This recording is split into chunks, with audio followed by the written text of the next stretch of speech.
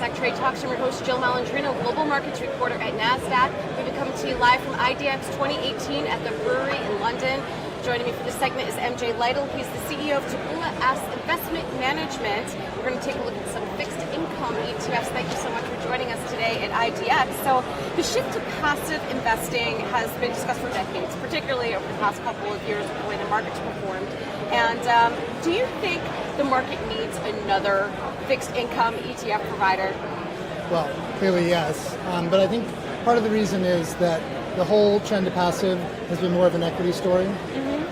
We're definitely a long way progressed in that, 30% give or take of equity assets are managed in passive funds, whereas fixed income, that trend is just beginning. We might be at about 5% of fixed income assets. So from my perspective, that means that there's a whole wave coming.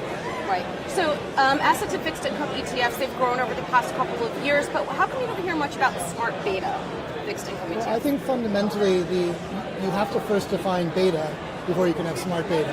And the concept of beta in fixed income is still an open area that people are working to try and define. So when somebody tells you, oh, I use this index, which is usually a cash bond index as my benchmark, there's a lot of discussion that can go around, well, is that a broad index or is that a narrow index? Is it a liquid index?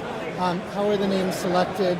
Is it based on the currency of the issuer? So there's a lot of work that still has to be done to say these are the right definitions of beta. Whereas in the equity space, if I told you the S&P 500 is beta for the US large cap market, you wouldn't debate that with me and say, clearly.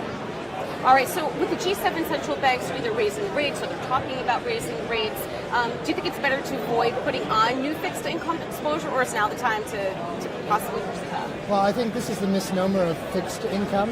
The reality is that some of the assets in the fixed income space are fixed, some are floating, some are spread-based product. There's lots of different slices of exposure you can get in fixed income.